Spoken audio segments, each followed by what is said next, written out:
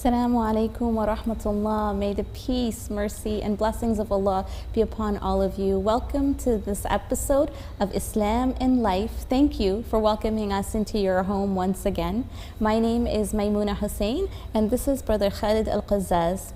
And as always, before we begin, we say Bismillahir Rahmanir Rahim. We begin with the remembrance and praise of Allah subhanahu wa ta'ala. And we hope that anything we start with this will bring goodness. And let us begin with some verses of the Quran with Brother Khalid Al-Qazzaz.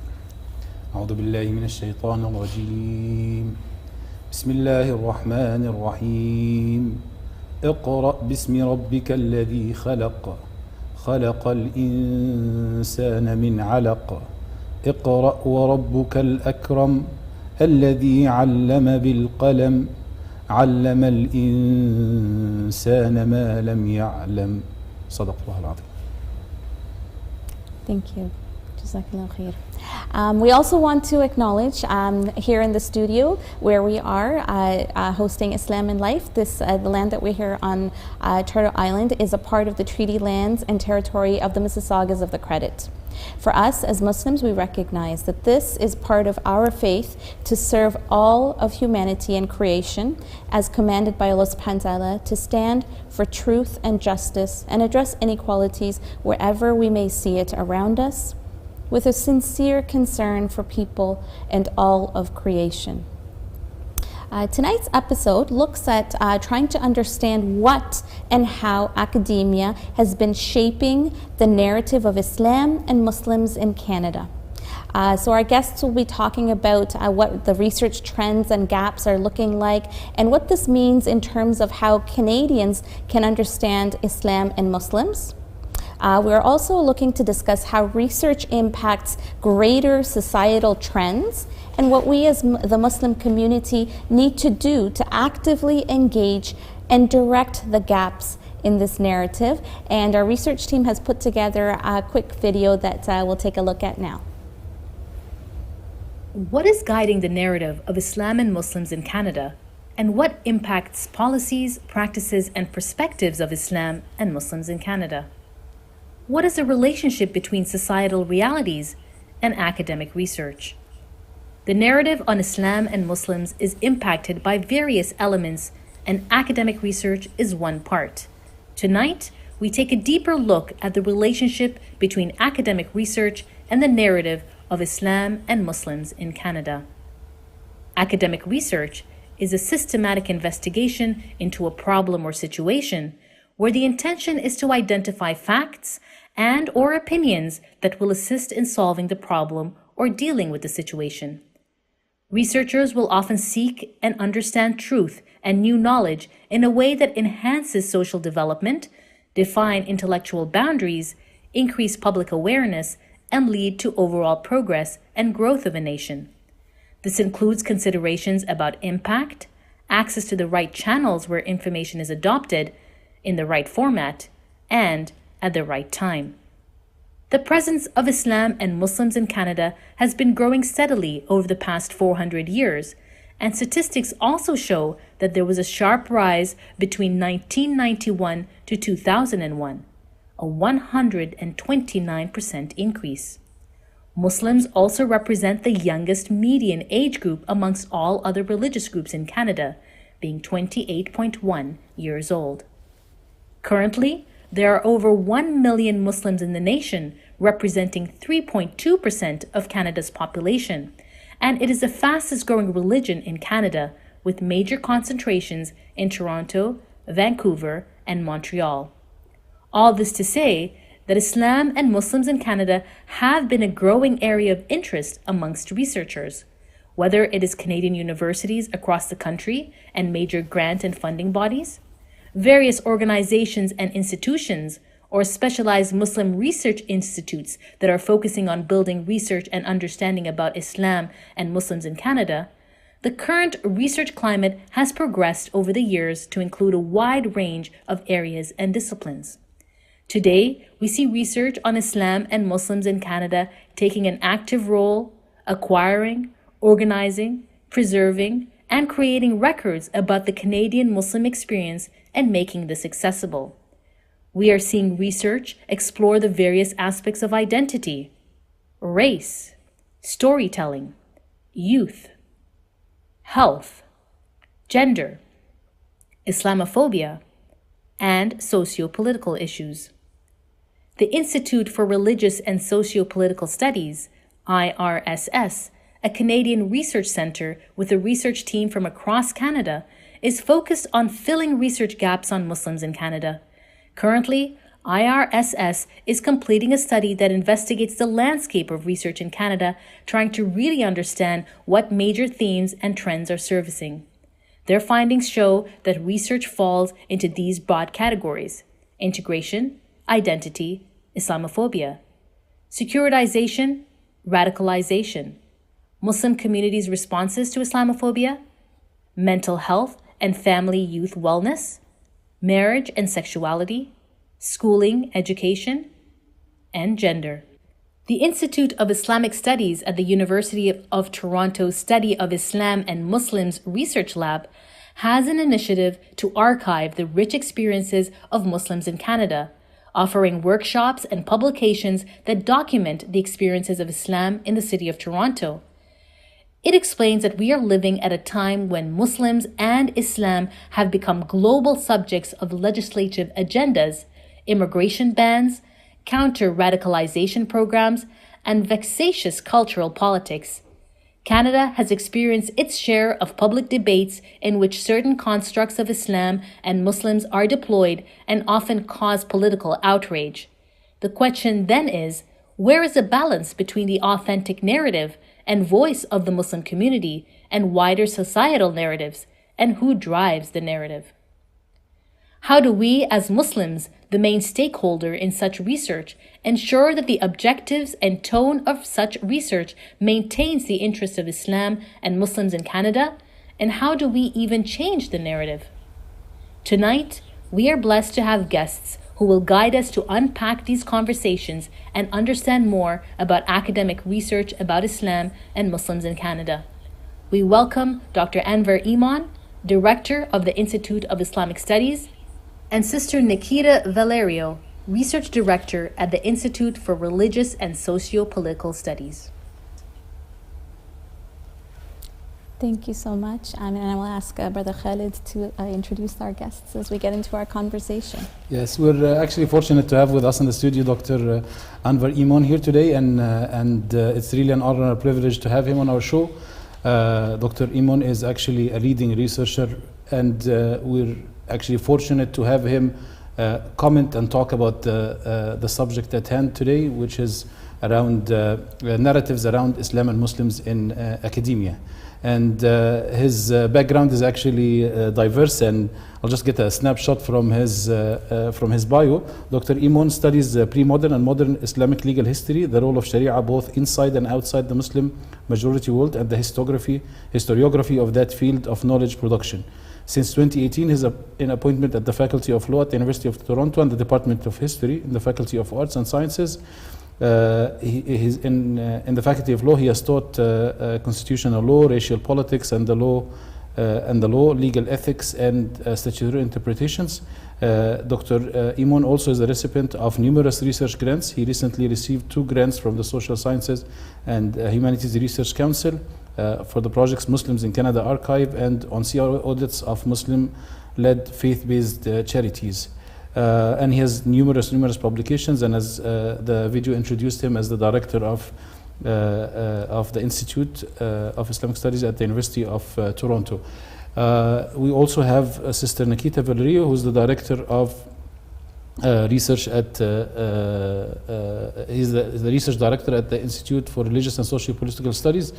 She's based in Edmonton, and we will introduce her thoroughly in a few moments. But let's start the conversation with Dr. Emon and then shift to Sister Nakita. Sure.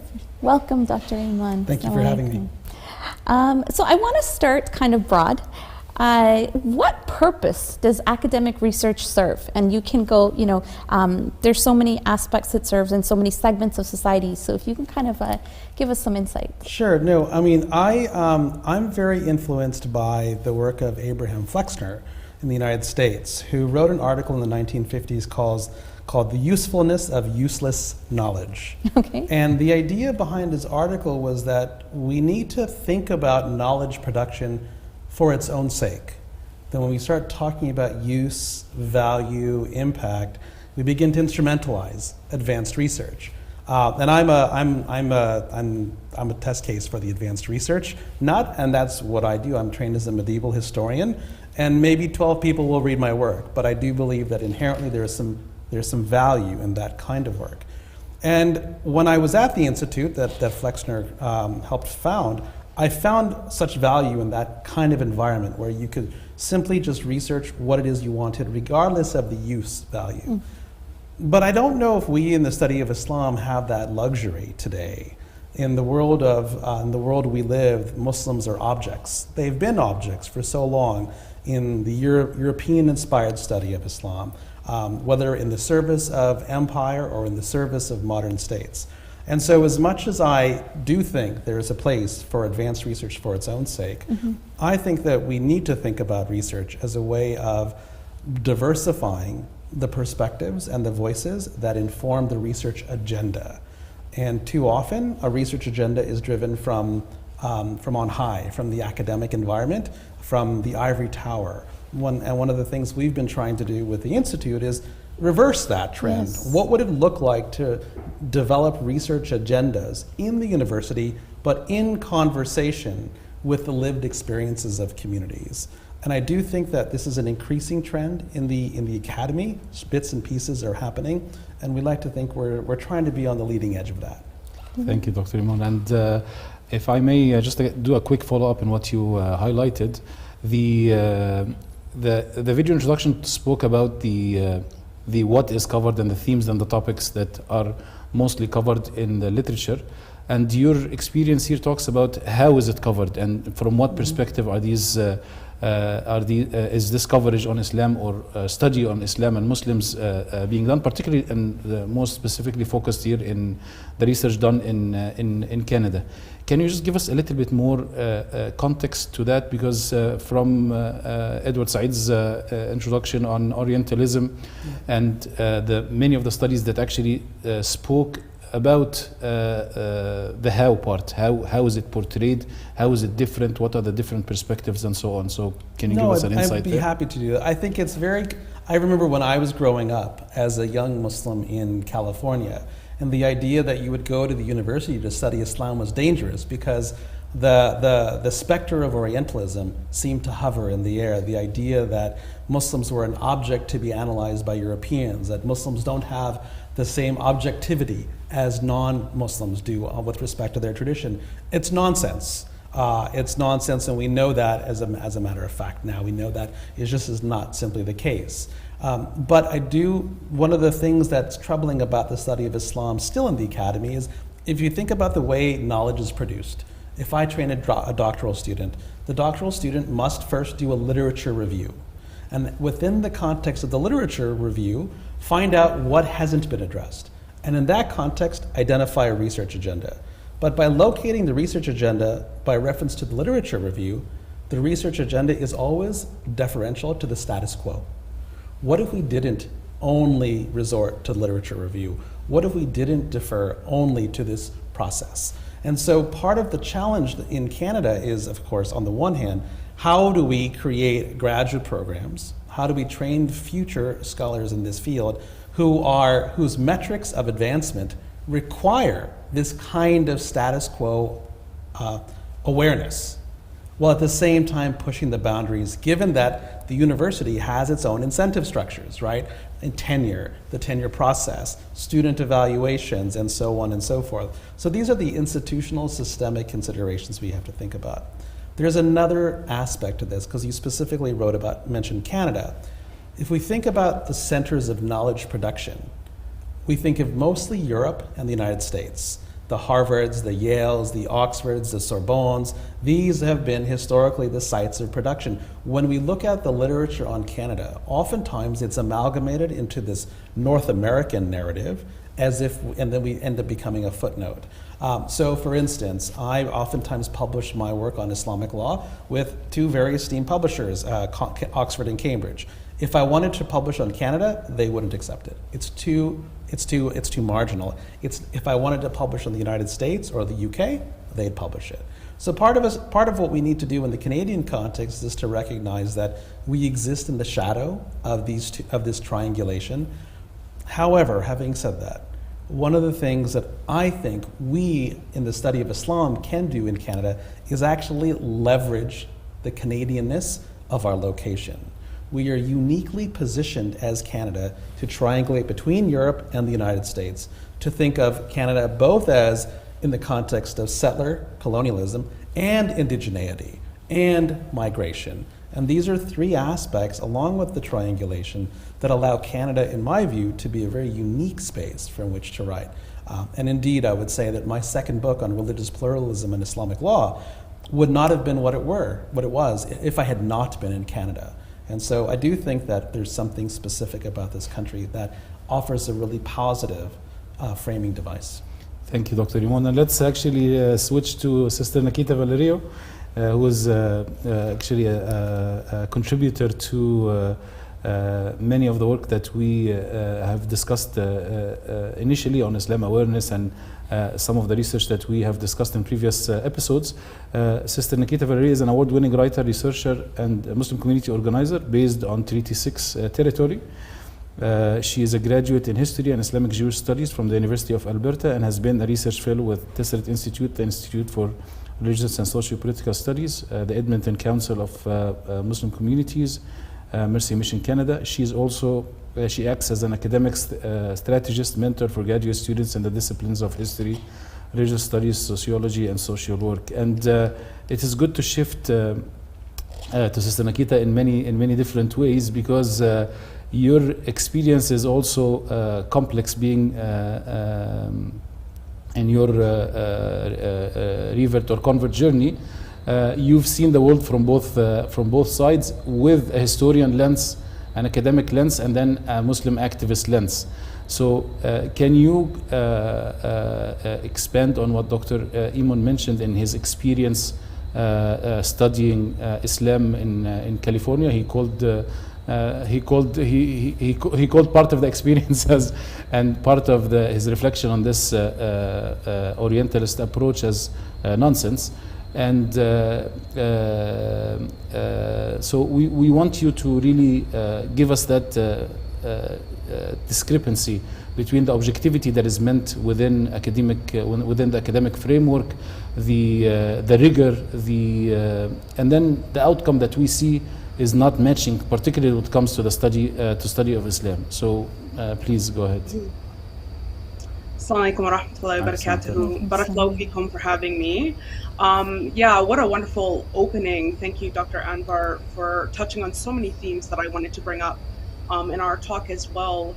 I mean, I think you hit the nail on the head regarding the context here and the power of that context. I want to note, just going back to the original question of what purpose does academic research serve, I think in thinking about and knowing the history of knowledge production within academia, and knowing the history of the Orientalist knowledge production, particularly about Islam and Muslims, and then the marginalization of Muslims in Canada as a site of research, it's really important for us to take a step back and recognize these are the constructs and these are the frameworks in which we're working. Knowledge production is a primary site of power and of resistance to power. And so data collection, analysis of that, and so forth in an academic manner is an area in which, as Dr. Anvar rightly pointed out, Muslims doing research in Canada about Muslims in Canada and for Muslims in Canada who don't necessarily have the luxury to follow curiosity are able to use their research to produce and open new veins of knowledge and new veins of awareness building to have an impact within community, not only research communities, but the wider community as well. So something that I thought is really important to bring up here is that, obviously, particularly working for, happily serving within the research director position of IRSS, which is an independent institute, we don't have necessarily some of the caveats that we have seen within the academy, or some of the baggage and the history there. In terms of being accountable to community and serving community organizations and informing their policy and their service to community. There are awareness about how we develop research streams and how we develop which topics we're studying and how we approach those using mixed methodologies is a little bit different, because our reliance on a particular area of funding and or our approach and our framework is a little bit different. But the point here is that because we're informed by our need to serve community and produce knowledge for Muslims by Muslims in order to serve Muslims, that has a completely different dynamic than it enables and brings a little bit more of that research for the sake of curiosity, research for the sake of research, particularly with independent funding.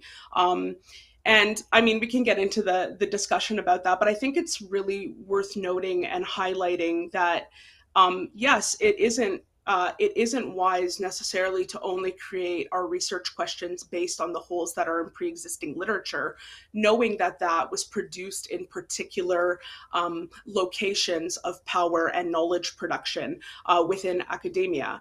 At the same time, the gaps and the holes combined with these conversations at the level of community permit us the ability to maybe observe gaps that aren't observable if you don't have those community connections, if that makes sense. So, recently we produced two very large scale literature reviews at IRSS. We did a combined 301 literature sources only from 2008, approximately 2001 for a few of the sources, to the present moment, cutting out a whole swath of literature. But the point is that we were able to derive from that particular holes within the research, and then to begin to look at the current priorities of community and the current attitudes of community, Muslim communities across the country, whether it's organizationally or individually, and examining where they aren't communicating with one another. What sort of things are a priority for communities that research actually isn't focusing on, and vice versa? How can these things inform each other? So it's really about bringing a conversation, a collaborative approach to knowledge building, and taking back that seat of power that is found within research. Thank you, Sister Nakita. I actually want to continue this conversation that you've opened up around the research and literature review that you've done, because both you and Dr. Anver have been mentioning, this like what exists there is somewhat directed and directed. I wouldn't say dictated, but directed by perhaps other forces.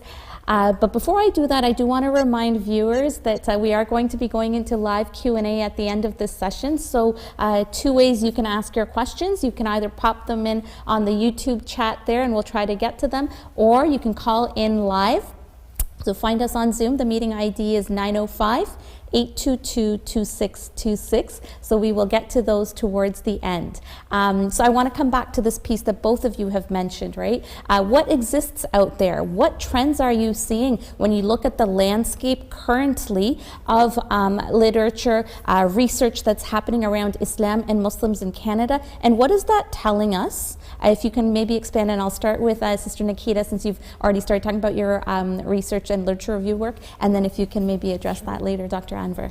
I wanna just add here, Sister Maimuna, to the question that our audience is Muslims from all over Canada, and actually their interest in this discussion partially to know what kind of picture is drawn about Islam and Muslims there within academia, what kind of focus is there.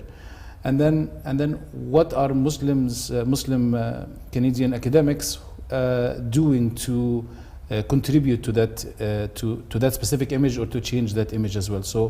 So I want us to mind that the audience is actually interested in how does this relate to each and every individual Muslim in Canada. Mm-hmm. Yeah, barakallahu feekum for this question. Obviously in the introductory video, there were some of the themes and categories of areas of research that some of the existing literature fits into. Things like looking at Muslim identity, various aspects of Islamophobia, particularly looking at individual impact or impact on Muslim mental health and so forth, as well as Muslim community approaches, much less so in Canada, but elsewhere. There's a whole stream of academic literature that I'm sure Dr. Anvar can attest to on radicalization, which is rife with biases and puts Muslims on a I don't want to paint too many broad strokes in terms of like how academics are portraying Muslims, but there tends to be within this particular theme the tendency to put Muslims on a spectrum from secular, which is palatable and acceptable, to practicing, aka extremist. And so you see that throughout that stream of literature, which is really problematic. Or you see that similar issues when studying the gendered theme. So we'll be looking at examining Muslim women in Canada, and you'll have a lot of questions regarding religiosity that are almost reflexively apologetic, and or I would actually argue they have a soft Islamophobia about them, meaning that there's a preference for an ethnocultural Muslim and versus like what some would argue is just a practicing Muslim. And some of the terminology around that is also really problematic in some of the studies that we're seeing. So we of course want more information produced and in order to understand the gender experience of Islamophobia and the experience of Muslim women in schooling and different things throughout the country. But there seems to always be this kind of approach that denigrates or diminishes the perspective of the women themselves, for example. Similarly, when talking about like Muslim mental health or the impact of Islamophobia, it's a very individualized approach. It's not necessarily looking all the time at the collective impact of these things or systemically the impact of these things within Muslim communities. It's often looking at individual responses. So that's evolving now more than before. Similarly, like the topics of marriage and even divorce trends, some of the research on that is quite outdated. So it's something that has been there in the literature, but has fallen by the wayside as the themes in the literature have really concentrated around particular locations like Islamophobia. And then we have whole swaths of the literature that of themes that need to be addressed, but aren't necessarily. So we have gaps like we know very little about Muslim seniors in Canada, Muslim men and ideas of masculinity, reverts. There's very little work done on Canadian reverts, this kind of thing. So I can go on and on about the gaps, but in terms of like what's being done to address that, I think what we're seeing, and I can really speak to what Iris can we park what is going to be done, because I see Dr. Anver here. He has a lot to add, and I'm also starting to hear. Like it's almost sounding. We're talking about Orientalism, and we're talking about forces, and we're talking about Islamophobia. So can we calibrate this, Dr. Anvar? And I actually want this to be a critical discussion, and because we want to get. It is easy to feed into some. Don't want to say emotional, but a feeling, either a victim mentality, or there is somebody out there who's attempting to get at us, and into actually the reality of things. You mentioned how things have evolved naturally in academia due to specific focuses, but you can't escape the feeling when you see that half of what was presented there is about radicalization, Islamophobia, gender from a specific perspective. You can't escape that image that is being projected by just looking at what's out there. That's a fair question. I'm going to speak to your audience directly, if I may.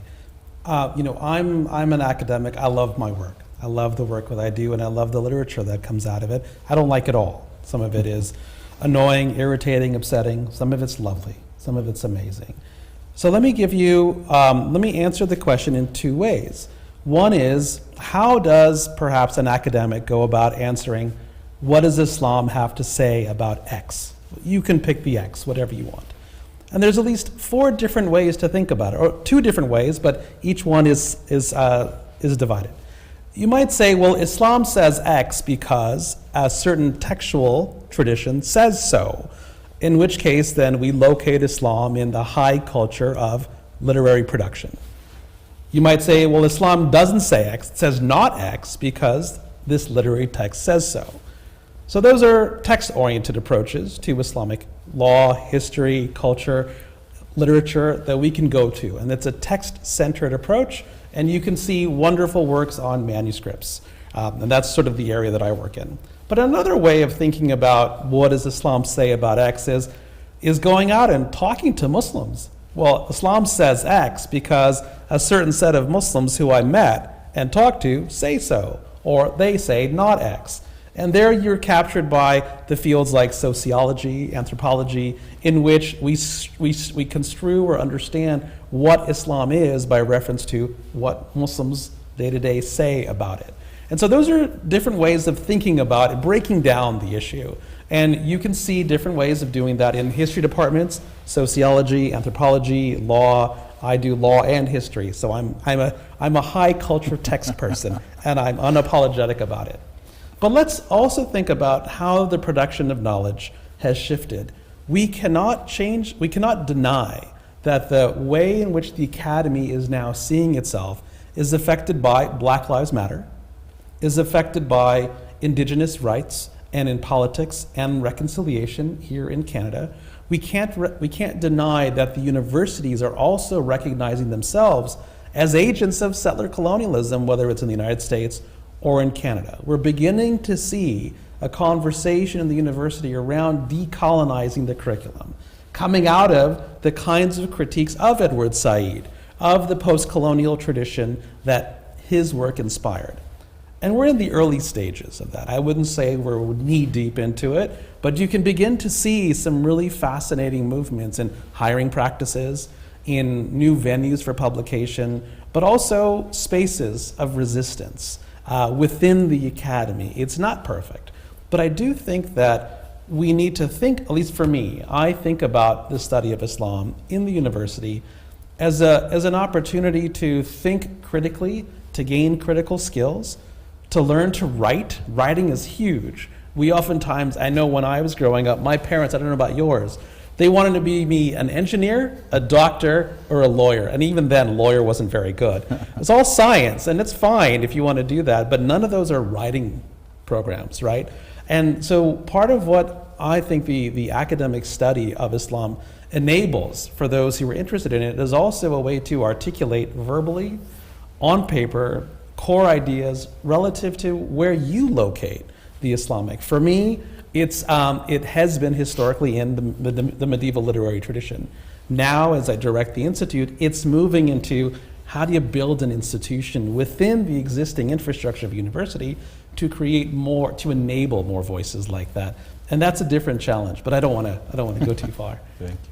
No, this is great. And I think, there's so many questions that come to mind, and I'm also looking at the time, and I want to remind our viewers to please do send in your questions. And so both of you are really opening up a lot for us in terms of, this conversation on what exists, how do we make sense of that, how do we potentially, I want to get into what Sister Nakita, you were talking about, how do we now think about as people, in the community, how do we engage academia and what's happening on the ground practically for us as a community? What does this mean? So I know IRSS as well as the Institute are really thinking about this. And so what do we do? How do we influence this? How do we impact this conversation? And what does it mean for Islam and Muslims in Canada? And I think maybe I'll start with Sister Nakita and then if Dr. Anver, if you don't mind. Yeah, this is a really great question, and just kind of piggybacking on what Dr. Anver said, I think it's really important to note that in that discourse of resistance and anti-colonial verbiage and everything that's out there right now, kind of in the zeitgeist or the ethos that's all around us, it's really important to note that we talk a lot about representation of Muslims in films, in cultural production, right? But that conversation has not fully made it into the social sciences and humanities. So I think one of the things, a very primary thing that we can do as Muslims and Muslim community members is think about going into the social sciences and humanities and studying Islam. Opening this up, communities can also support this through scholarships, through mentorship in these fields. You know, as Dr. Anver said, we have a lot of encouragement into the STEM fields for Muslims, but getting Muslim researchers mentored, focused, and funded in the social sciences and humanities is absolutely critical. Insider research about Muslims and Islam will help change the direction of the conversation, inshallah. So that's one thing that I would say. In terms of also engaging as community members, there's lots of things you can do. You can participate in studies.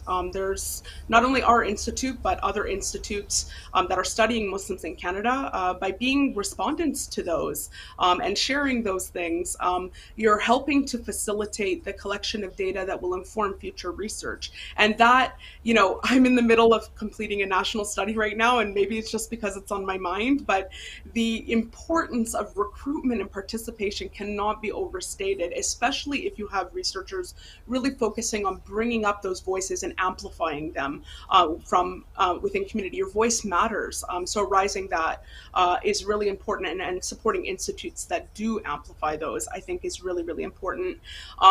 And for community organizations, seeking out to do, to build capacity and to serve Muslim communities based on Muslim-produced research, I think is really important. Becoming supporters, whether it's individual scholarships or whether it's actually funding research as community organizations, is an absolutely crucial way forward. In our Muslim organization study, which is another national study that we're completing right now, one of the primary obstacles that Muslim organizations are facing is having to really rely on a volunteer base and having to rely on charitable donations from community, not having a diversified funding sources. And because of that, not being able to really allocate their funds to things like research and or assessing impact, or thinking about whether or not their services are actually what the Muslim communities that they serve need. It actually should be the reverse. It should be doing these assessments and doing the research and pairing with academic institutes and academic researchers in order to look at what's happening on the ground. And again, I'm coming from a very service-oriented background here, right? I'm really focusing on what Muslim communities need and how research fits into that. But I think that's a relationship that remains to be built, and it remains to be really foundational, inshallah. It has the ability to spark a lot of conversation and new pathways, not only of research, but of service through that research, inshallah. Thank you, Sister Nakita. And I actually will come back to you on the specific work that you're doing to fill in these gaps, and also the great work that is done at the Institute with Dr. Anver. But one just question out of this discussion that comes to mind and concerning really. You spoke about the text and the sources of finding knowledge, but I also want to focus on the author, because there are a few concerns here. So the authors who write about, in academia, who write about Islam and Muslims are either like non-Muslim authors, so from an outside perspective, with a varied range of objectivity to an Orientalist and a fully secular framework, contributing with academic standards to that discourse. You also have Muslim academics who are in the field who, for several reasons, still continue along the same narrative and contribute in the exact same way as that wide range of non-Muslim academics doing that contribution. And then we have a third voice of Muslims who are attempting to come from their tradition or from their frame of reference an attempt to do this, to do a different kind of contribution.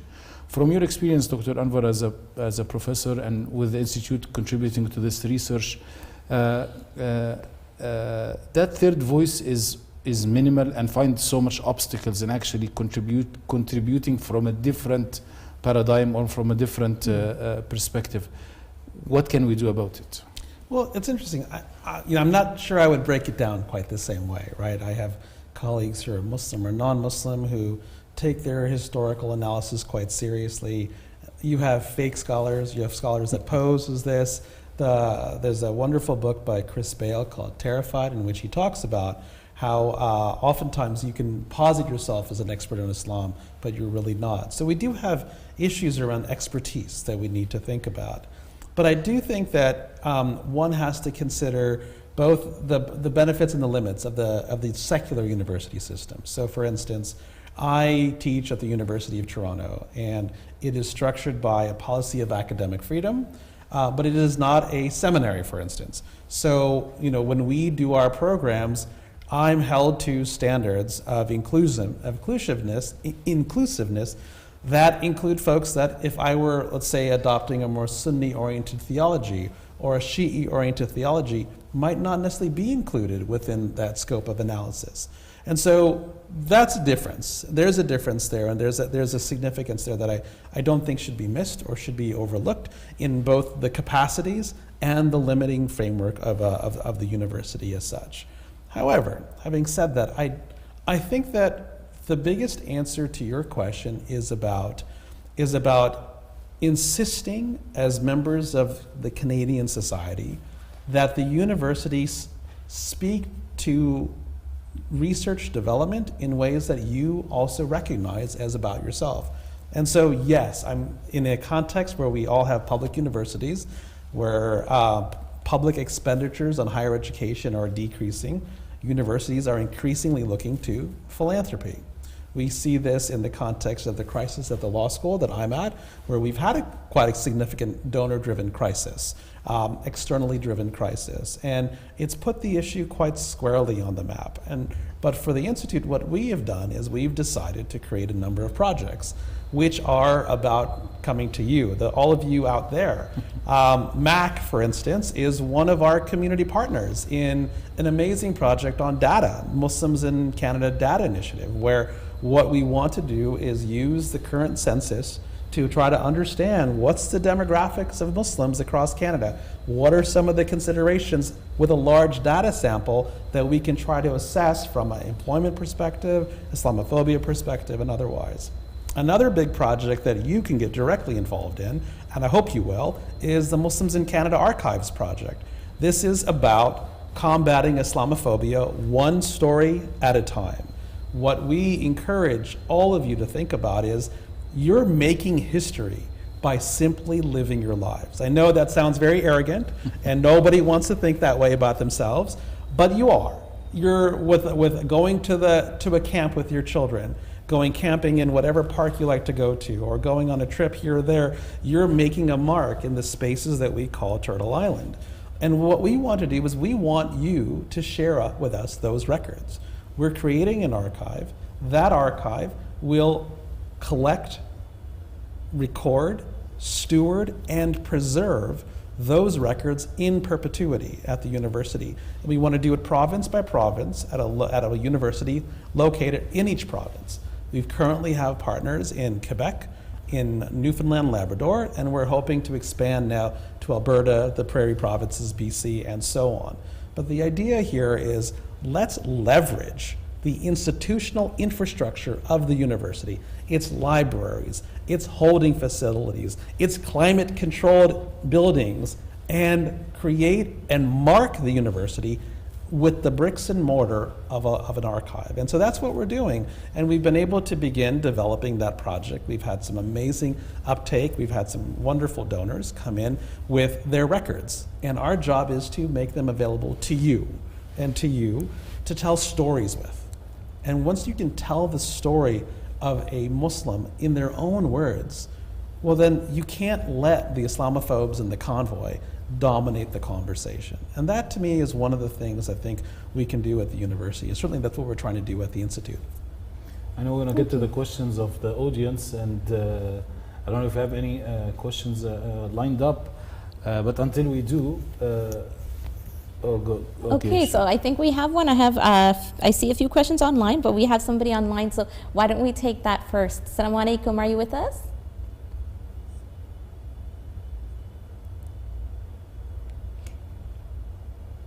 Okay, I think we have Sister Aida from Oakville.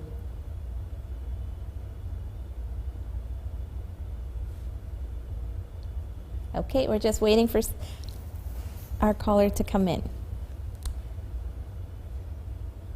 Assalamu alaikum, do you have a question for us? Assalamu alaikum, can you hear us?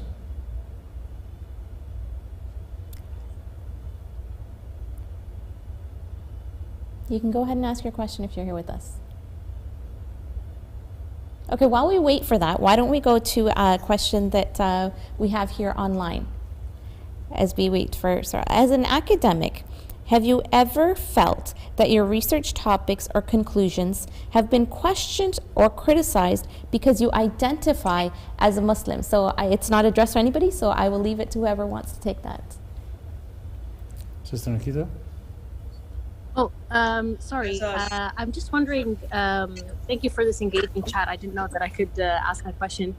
What advice do you have for Muslim university students who want to engage in research that is beneficial to the broader Muslim community in Canada? Like, where do they start and what topics should they explore? If you could please share some advice for university students that really want to make an impact with their research. So we have two questions, and you guys can choose which one. Sister Nakita, do you want to start with the first question that Sister Maimuna asked? Sure. So, I mean, as a veiled, visible Muslim woman, it's interesting because I've had two experiences in academia, once as a non-Muslim and once as a Muslim, a visible Muslim. And like in terms of being within the university, and since then, of course, being a practicing visible Muslim since then. I have definitely had my work, I was very fortunate and blessed to be surrounded by very positive and supportive mentors throughout my work. But I definitely had some experiences of diminishment, of assumptions about my intellectual capability, and the robustness of my work. And some of those old Orientalist narratives about whether or not I was biased in my data collection and or my perspective, particularly in my historical work. I'm also trained as a historian, alhamdulillah, and I studied social rupture between Muslim and Jewish communities in North Africa in the late 20th century, and looking at whether or not I would be tactful and a quote unquote objective, whatever that means, in my research was definitely something that's come up in multiple conversations, particularly in presenting at conferences, things where I, may or may not have been told to stop mentioning the name of Palestine when doing presentations about Muslim-Jewish relations in Morocco as it relates to the creation of Israel, for example. So that's definitely something that is ongoing and often experienced. I want to quickly touch on a point that actually plays to an earlier comment from Dr. Anver, but also related to the second question that came up. I think something that universities can and should do, not only in their faculty, but also in who they're accepting as grad students, who they're funding as grad students in particular, what kind of scholarships are being, recruited and promoted within graduate and graduate associations and whatnot, is looking really at diversity beyond tokenism. So some of this issue that Brother Khalid brought up about our particular type of disciplining, what sort of palatability is there for particular types of Muslim academics, which ones are more acceptable, which ones are going to face more scrutiny that I was describing in terms of my own experience. And so I think bringing some of the diversity that's within Muslim communities reflected into academia and resisting tokenism. It's not enough to just have one seat at the table for Muslim academics. I think it's one of the things that universities can do is really ensuring that there's a broader approach there, absolutely, in terms of that. But in terms of like where people can focus their research, one thing that I would say, of course, this is a hugely complex question, but one thing that I would say is that there tends to be a narrowing approach when it comes to research, and there's a reason for that. At the graduate level, you have to specialize in particular areas. You have to know a particular body of literature, as Dr. Anver talked about in the beginning of our piece here. But because of that narrowing, we sometimes lose the ability to see the broader picture. So, you know, even in just looking at sociological work about Muslims in Canada, having a broader composite picture is something we're really cobbling together. And some of the work, you know, at the Institute that he was talking about, that's really important in terms of quantitative data and having archives will be really important for creating a more comprehensive picture of Muslim communities and Muslims organizations and individuals in Canada. That will be absolutely essential, but that will only develop more of a broader picture if there's a bigger lens that's applied. So we can't necessarily paint broad strokes across the country, of course, but having a clearer picture of what Muslim communities look like in a data-based way, I think is a direction that we can and should go in, and we are going in. Thank you, Sister. So as I was listening, I was trying to think how to answer the question. So let me first begin by, I'm really privileged. I'm a male, so I don't have the same visible Muslimness issues that many of our Muslim sisters do. I also have an academic pedigree that I purposely chose because I began studying Islamic law well before 9/11 and knew that it wasn't going to be an area that would be taken seriously going forward. So I needed to make sure that all of my credibility was based on that. So in one sense, I haven't been necessarily my work hasn't been diminished because I am identified as Muslim, but I will tell you two stories related to my relationship to the work and to the study of Islamic law. One of the reasons I was hired at the University of Toronto Faculty of Law has everything to do with 9/11. There was an understanding in the world that one needed to understand Islamic law if we were to understand this world. Implicitly, however, was the idea that we would learn about Islamic law to better regulate it out there in those dangerous areas. And so there's been a bit of tension in the politicization of this particular idea.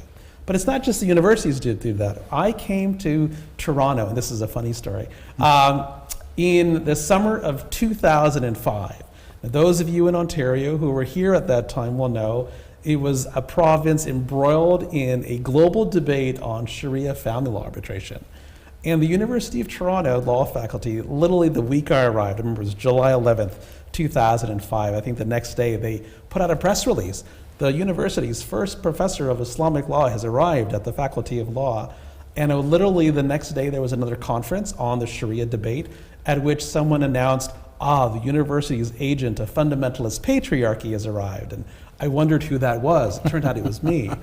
But it was also in the Muslim community is because what I'd learned is that it was such a divisive debate within the Muslim communities that I remember going to my first mosque as a new Torontonian, introduced myself, and they're like, no, I teach Islamic law at the Faculty of, like, oh, you're that guy. And then they turned around and walked away. So, you know, you get politicized in that way. You as a person gets politicized.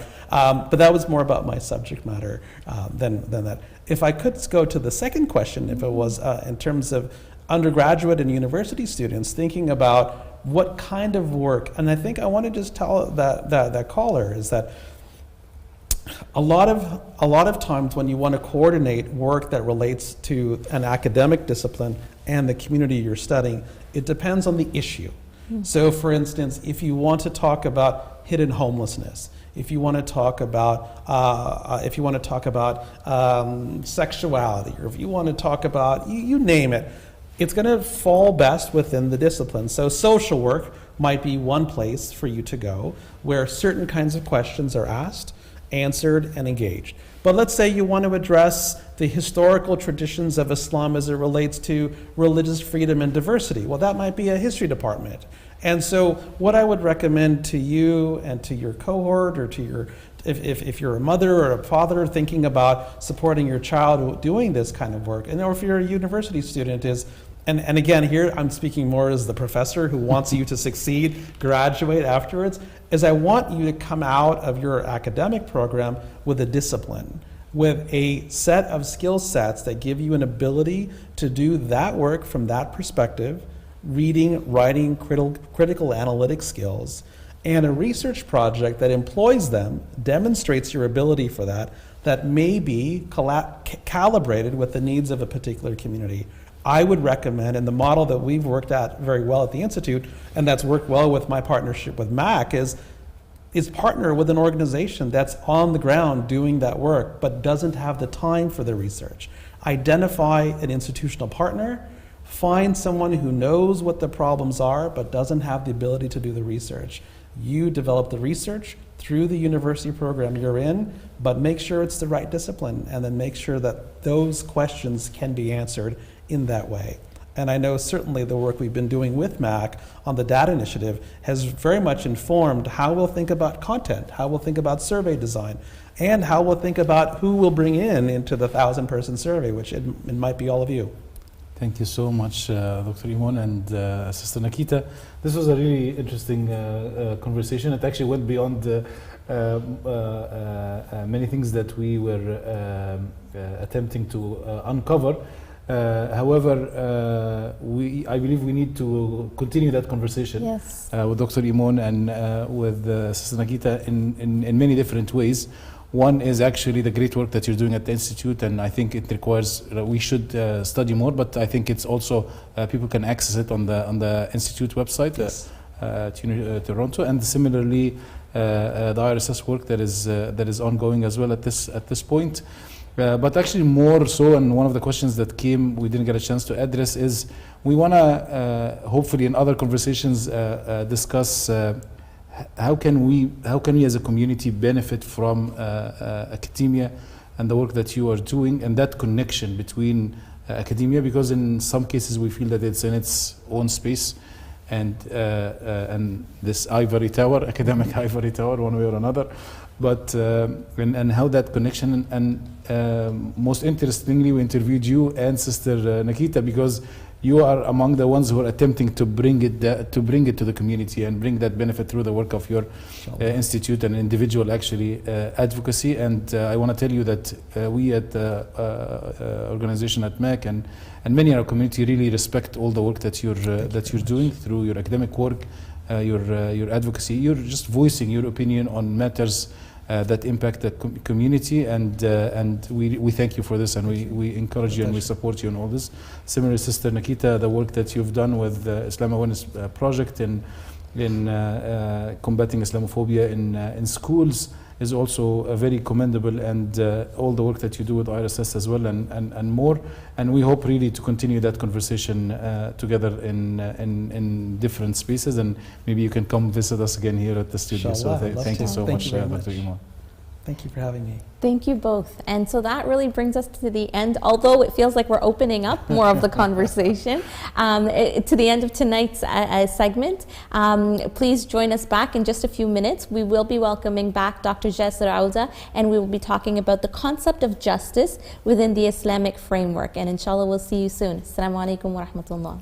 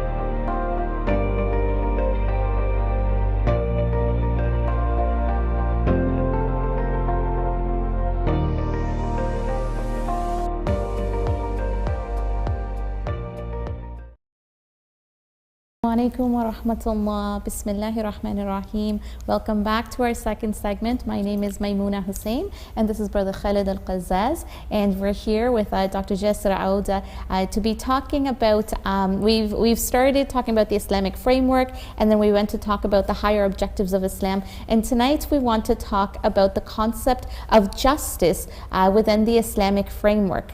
So we'll continue this conversation, and we'll pass it over to Brother Khalid to introduce and talk a little bit about the topic. And we're happy to have Dr. Jasser with us again on this series. But before we get into the conversation, you've been in the studio and listening to the previous segment, and you are a scholar, academic in multiple disciplines.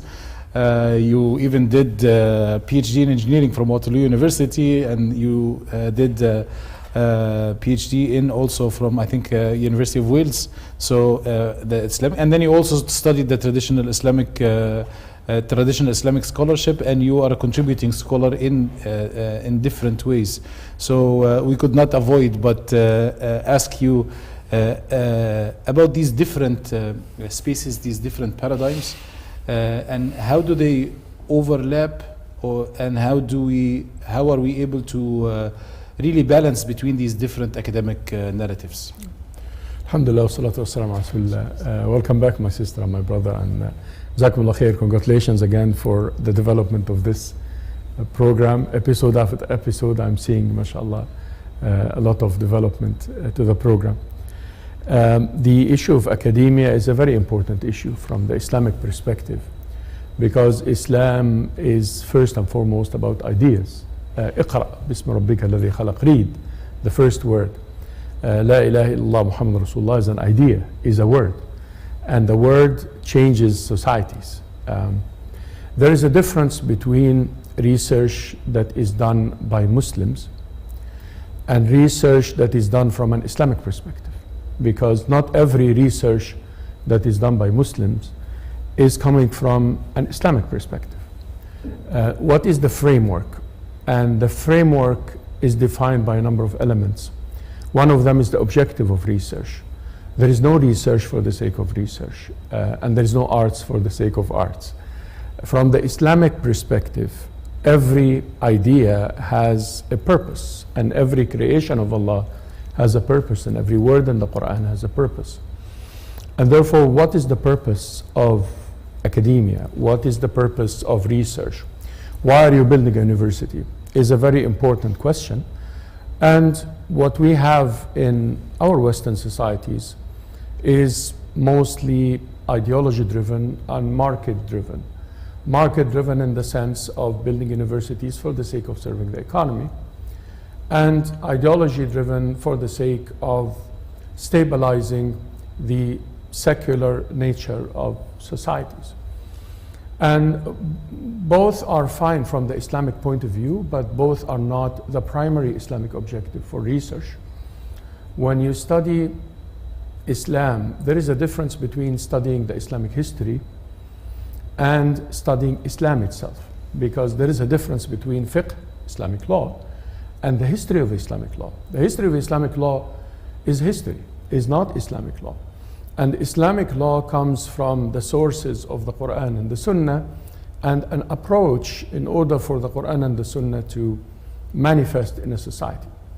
And there is a difference between studying Muslims from the Islamic perspective and studying Muslims from a perspective of whether the modernist trends, you're talking about, colonialism, or the postmodernist perspective, post-colonialism.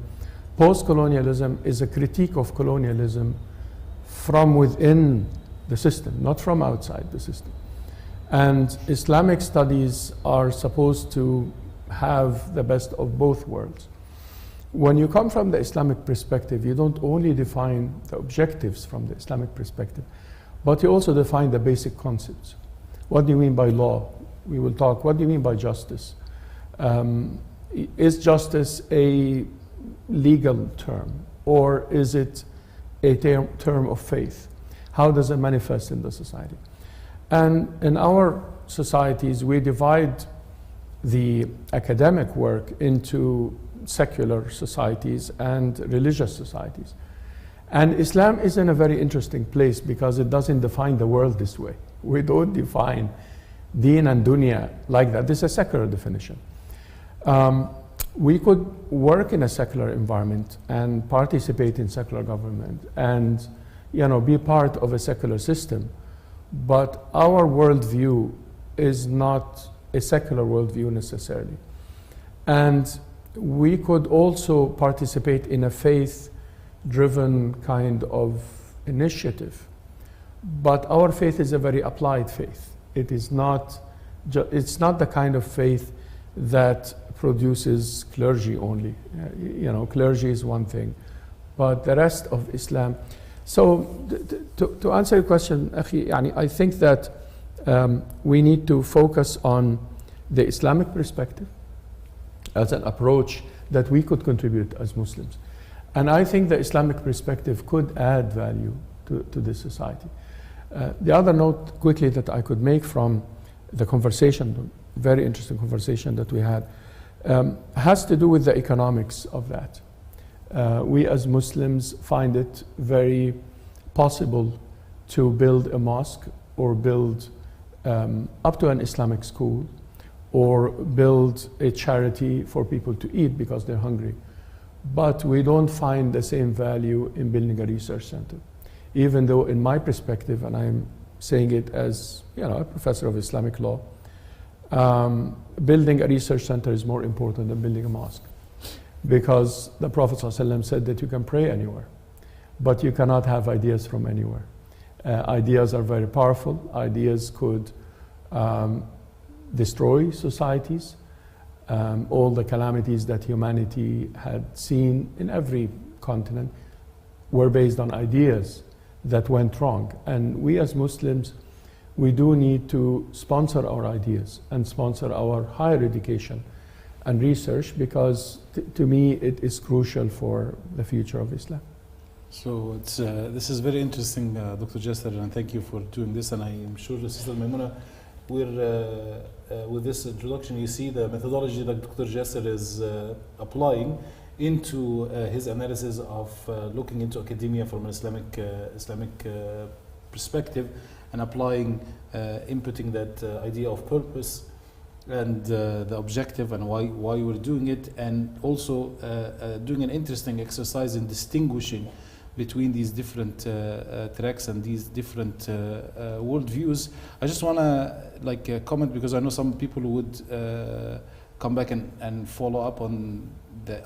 I don't think you made that statement as an absolute statement that it is always a research center is more important than building a mosque. You're talking about a specific context. Is that correct? Yes, I'm talking about the current times. Yes, I'm talking about the current times. We can pray anywhere.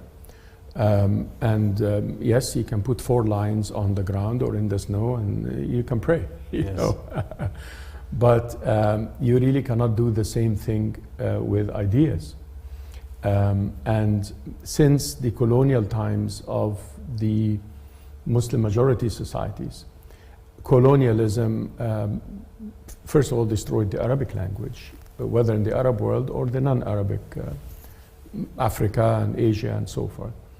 And second of all, the colonial approach was not only a military approach, was actually at least, the least of it was the military and the political problem.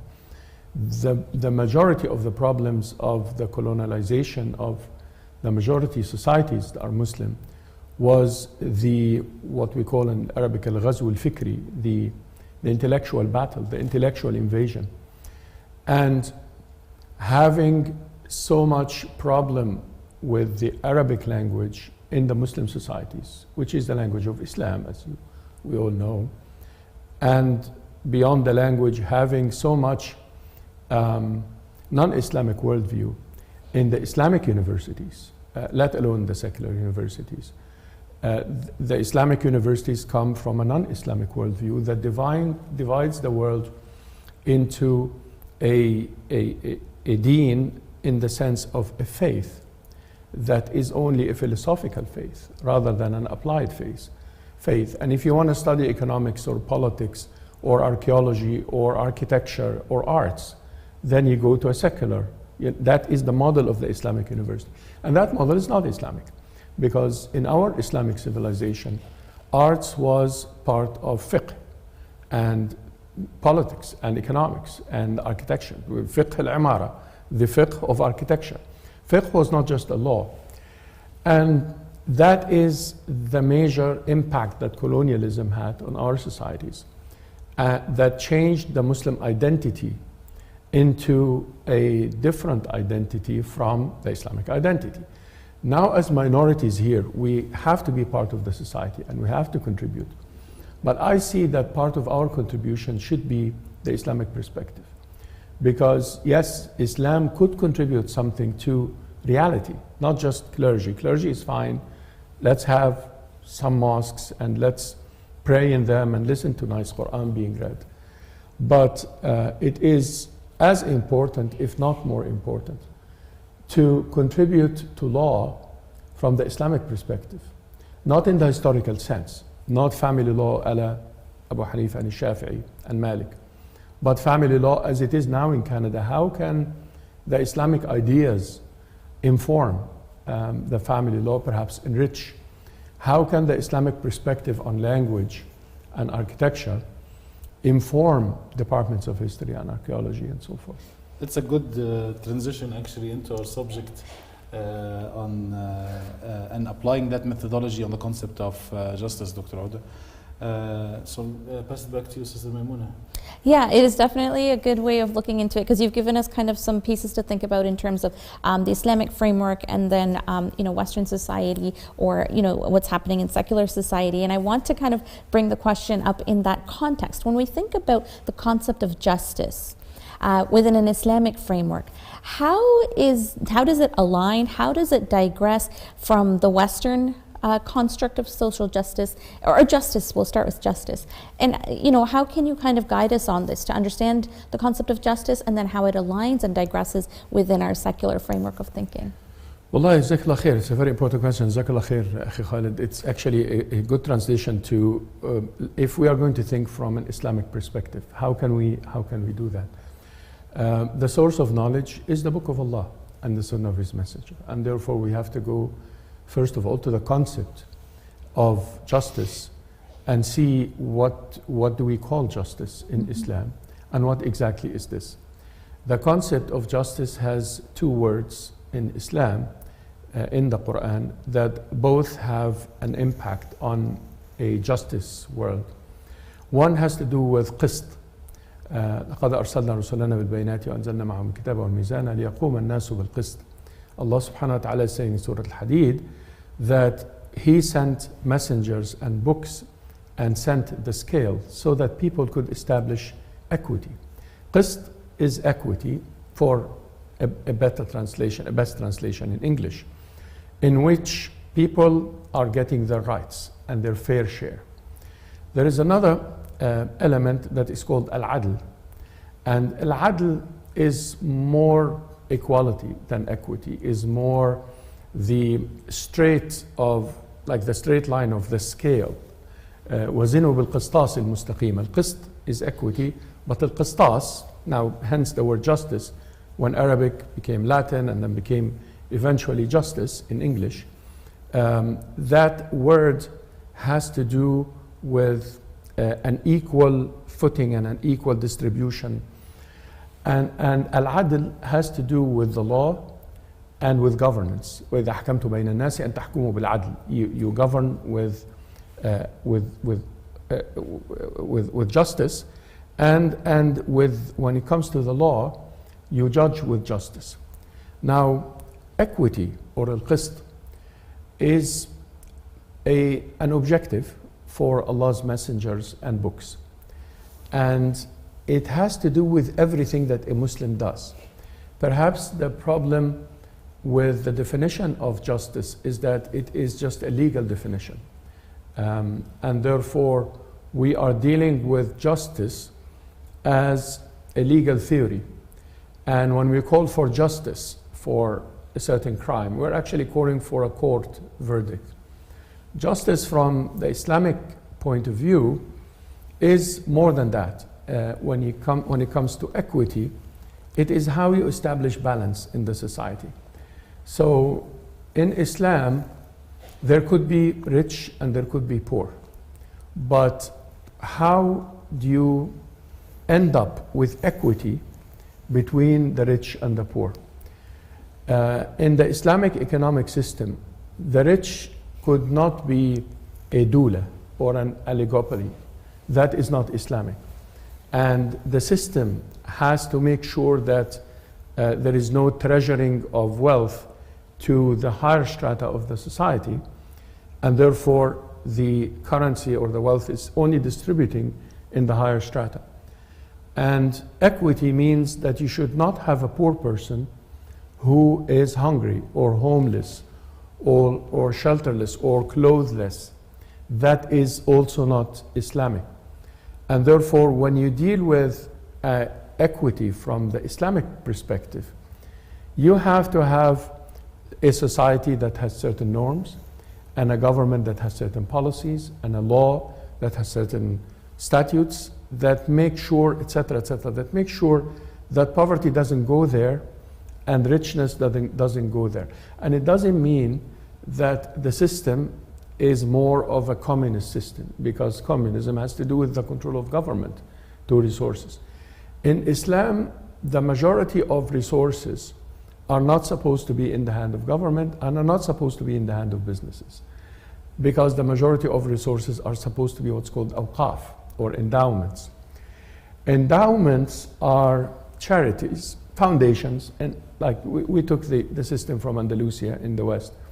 Endowments, foundations, where education happens. When education is a waqf, then you can do academia without being at the whims of the donors, because that is how Islamic scholarship works. Islamic scholarship doesn't work by sponsoring by governments or by business people, because when this happened in history, it never worked, and it never produced what we call true Islamic scholarship. The true Islamic scholarship has to come from a charity that Muslims make that spend on the Islamic scholarship. When it comes to the health system in the Islamic civilization, it was also part of the foundations or the awqaf. And therefore, part of achieving justice in the society is for the sick to be cured, not by anybody's charity, and not medicine as a good or health as a good, but rather health as a right. So the equity system or the qist system means that your needs are rights and are not part of the dynamics of a capitalist society. Now, as Muslims who live in a capitalist and secular society, what do we do? That's another question. But I'm explaining the Islamic perspective, yes, which is how we can establish qist as an objective in a society, and how the different systems, the educational and health, and I gave them as two examples, could be restructured in order for justice to be part of what we do as Muslims. And what I understand from what you're saying, actually I'm getting many different levels. So at one level I see you started by saying that justice and qist and equity are objectives and purposes that even prophets and messengers were sent to achieve for everyone and for societies.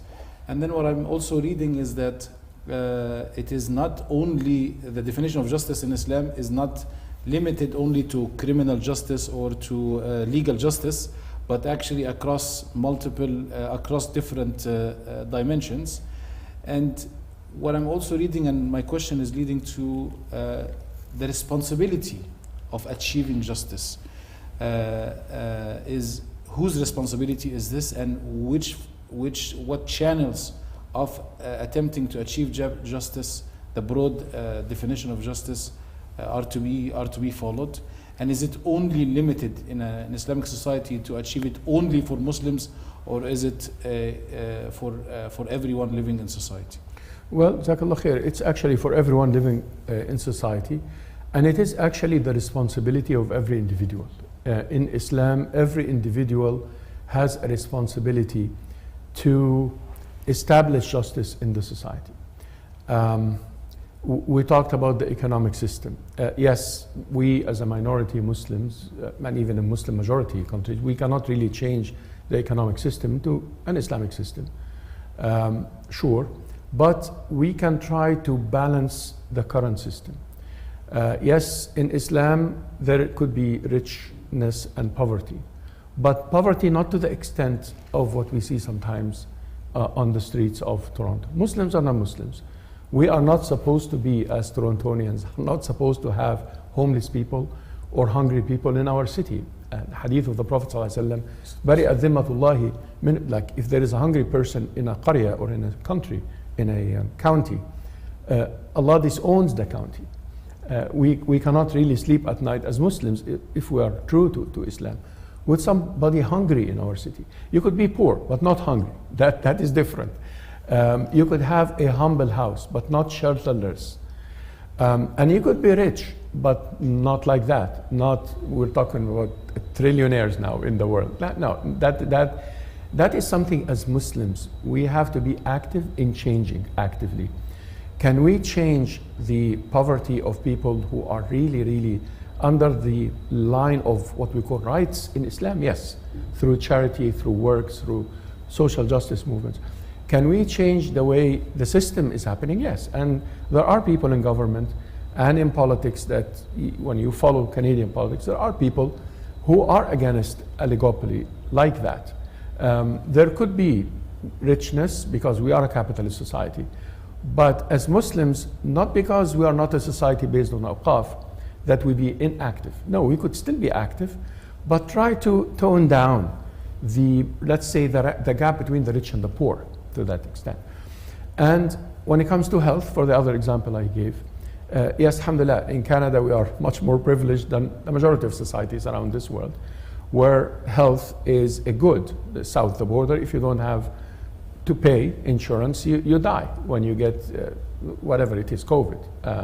In Canada, alhamdulillah, there is a different system where the constitution is protecting that, pretty much an Islamic idea. But how can we increase health justice, if you wish, in Canada? Because there are still gaps in our society in certain ways. And therefore, Islam becomes a part of reform in a society and a part of bettering our society. Islam as a governance system is not just for Muslims, because Muhammad ﷺ came for the believers in terms of believing and fasting and praying. But the non-believers too are part of his concern. Like he is concerned about justice for everybody. When Allah said, لِيَقُومَ النَّاسُ بِالْقِسْطِ, so that people establish equity, not just Muslims and not just for Muslims.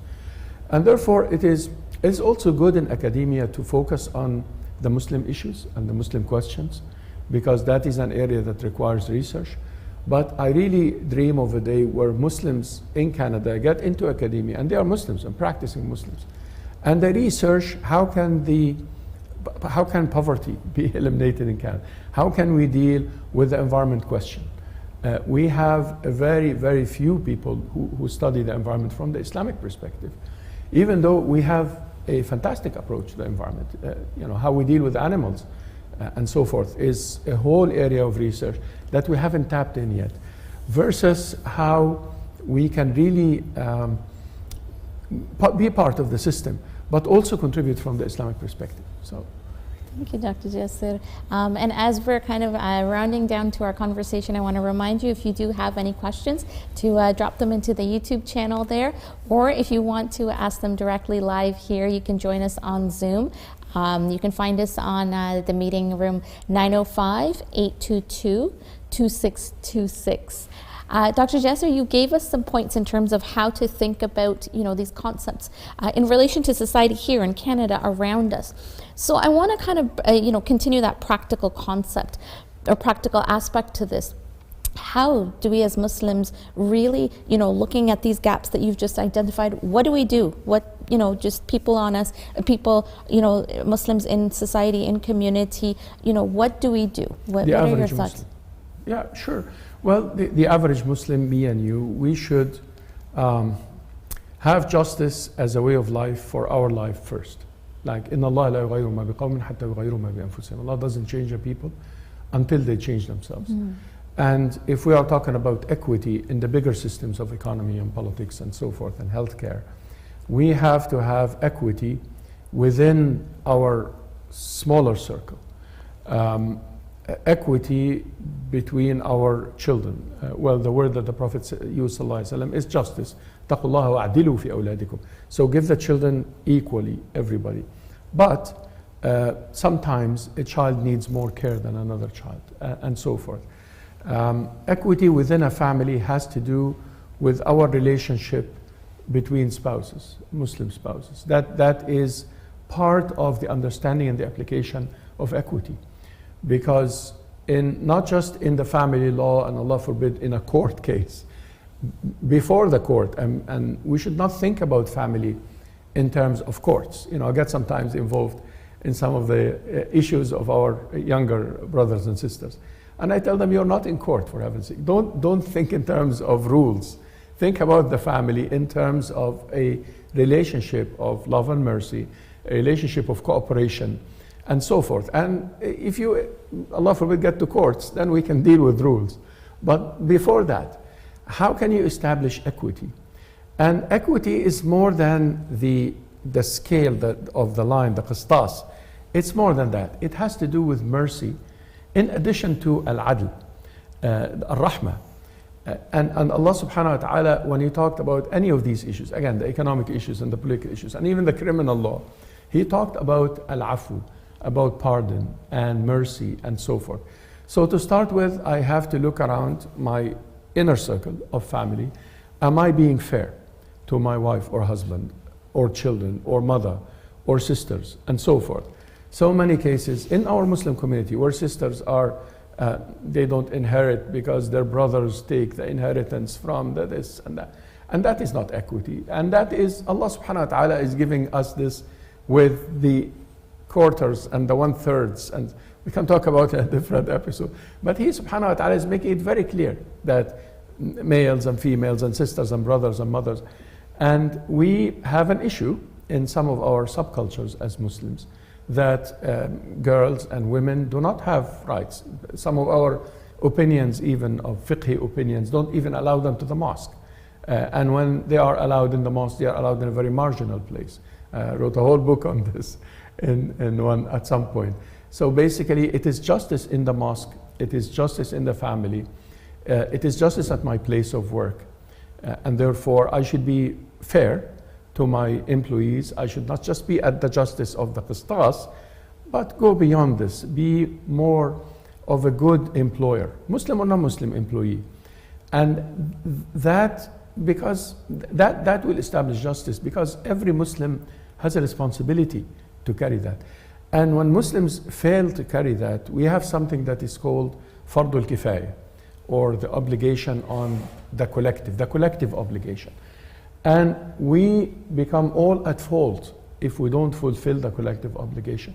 At least there should be a reasonable amount of us who would establish the bigger obligations of the society. And every individual has a role to play. Jazakum khairan, Dr. Jasser, and many details, but I'm glad you expanded our view on justice into multiple spheres and the responsibility to establish justice in everyone in different capacities, in Islamic proper ways. But the difficult question here, especially living in our societies here, is that part of the criticism of Islam lies in the limited view on the Islamic legal system, or what they have ascribed it or called it sharia. And that's also a limited view of what sharia is. But it really surprises me. Why is this attack on the Islamic legal system, even from a historic perspective or from an intellectual perspective? And why is this attack on Islamic Sharia in this particular way? Well, there are two sides of this question. One side has to do with an unfair attack on the Islamic Sharia, of people who sometimes understand the Islamic Sharia but they disagree with it, or they don't understand it and they attack it out of ignorance, basically. And the other side of it are fatwas and opinions and stances that some Muslims take in the name of the Sharia, and it is not Sharia.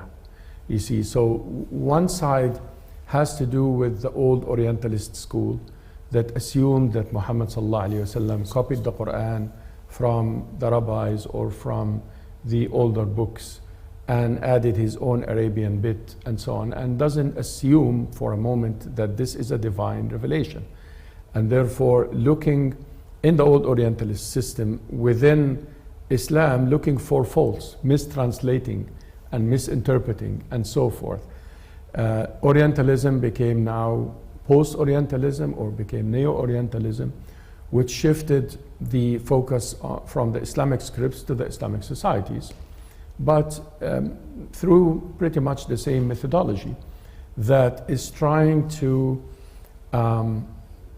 basically play the power game between the Muslim majorities in the world and the colonial powers in the new forms. And that is one way of attacking the Sharia unfairly. Part of this is not bringing people from within the Sharia to speak about the Sharia. You see, before attacking the inheritance laws in Islam, bring somebody who's an expert to tell you why they are like that, instead of attacking them or trying to convert them into a liberal approach to inheritance. And that is not the Islamic approach. The other side that has to do with some Muslims basically, unfortunately, tarnishing the reputation of Islam by proposing practices and ideas that are not Islamic, that they insist is Islamic. Why? Because of a long history of struggles between methods and between different tribes for power and so forth. Muslims insisting on marriage of children, for example, because they insist on the authenticity of a narration that is not authentic. And yes, I know that scholarly speaking, we could speak for 3 hours on this in a heated debate.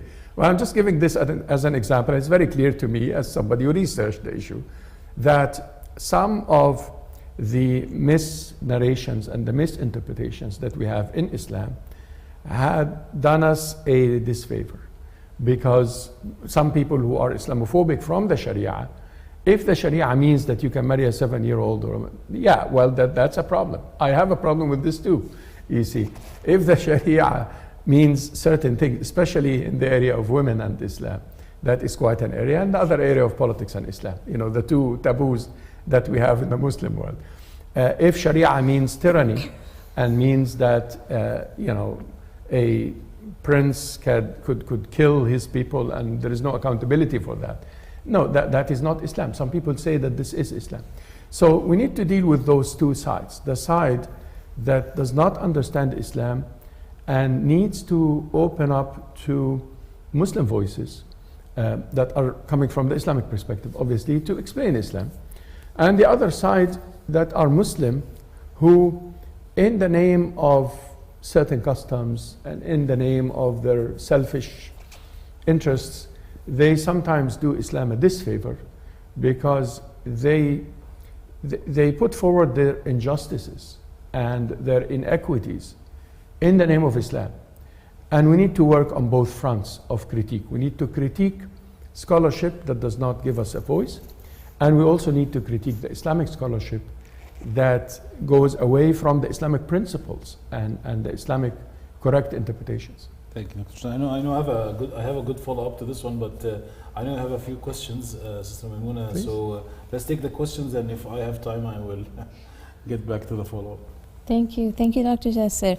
Okay, so this question, Assalamu alaikum. Thank you so much for the great insights. Is justice al-adl different from truth al-haq? Does Islam give preference to the truth over justice, or is it the other way around? Well, when you deal with concepts that are Quranic, you have to look at the connections between the concepts. We're talking about al-qist and al-adl and al-haq. So these three concepts are interconnected. Al-qist has to do with giving people their haq. But al-haq is wider than the notion of rights in the Islamic perspective.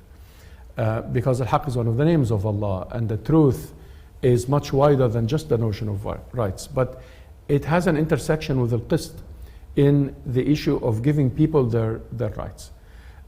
Justice has to do with rights and has to do with al-haq as well, because when you equate between people, let's say in front of the law, which is a very Islamic idea, Muhammad said that if his own daughter is to steal, he would punish her.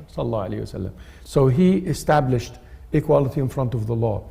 That has to do with haqq as well, because that is haqq in its own right, that is truth. And that also has to do with rights. Haqq, translated in English as truth and rights, could be the rights of the community. So if somebody basically embezzles from the public trust, the community has a right for that person to be accounted for what they do. And therefore, here is the intersection between al-adl and al-haq. There is no two words in the Quran that are equal in every way. Even al-qist and al-adl, some scholars say it's the same thing. No, it isn't. Equity, we know in English at least, is different from justice. And when we look at the Quran in that sense, how can we define a concept? By connecting it to all of its manifestations. Not just by looking at it etymologically or looking at it in the history books, but looking at it how it manifests in the reality from the Quranic perspective.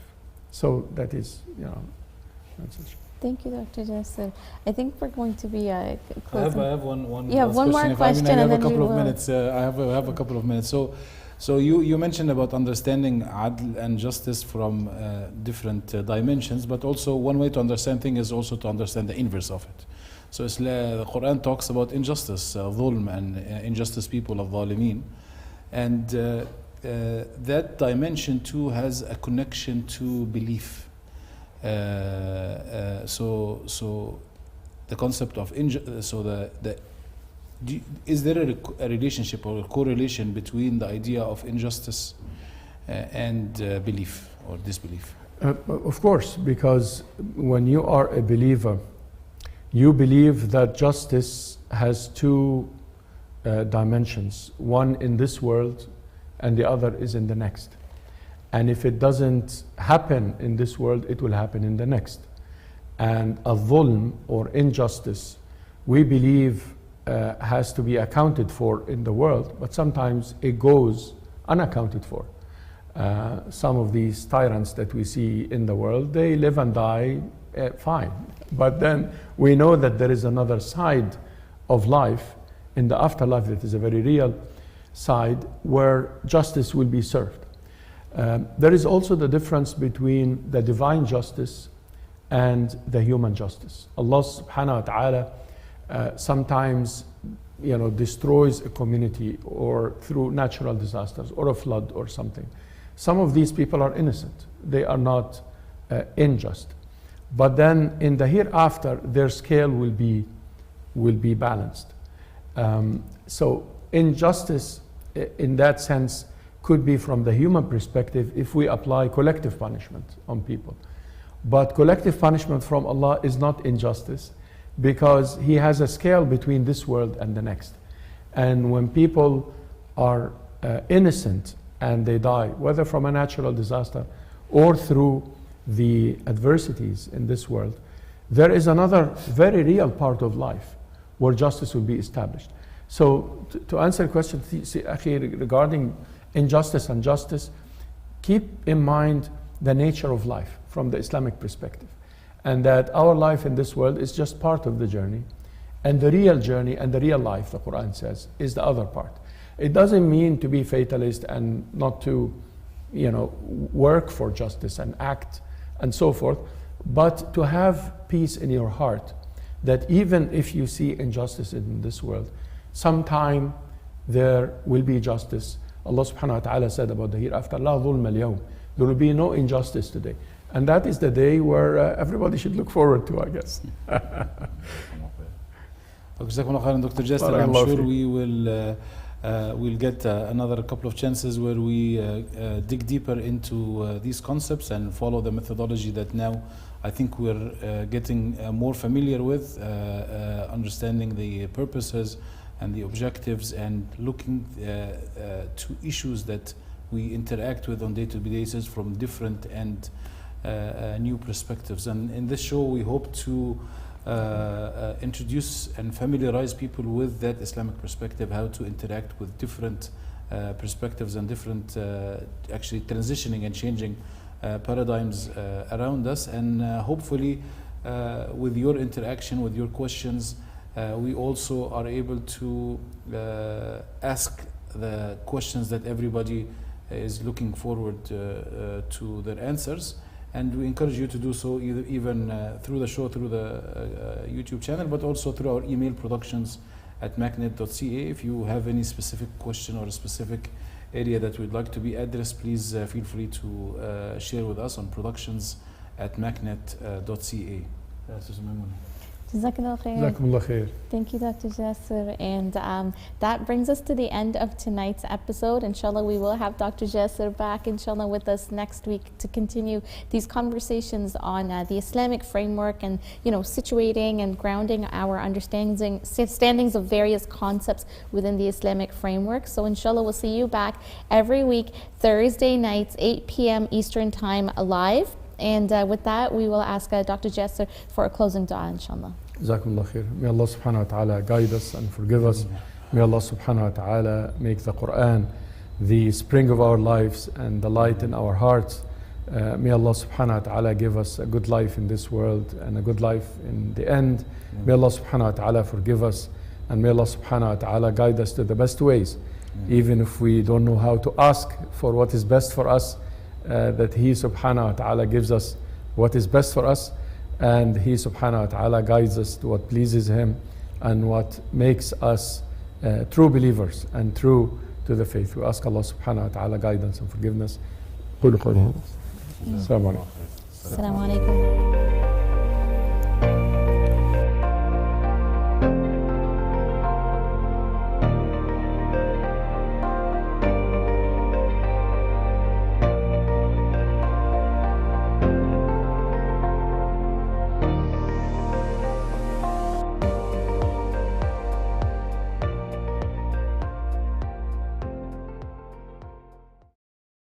Islam in Life is an online production by the Muslim Association of Canada.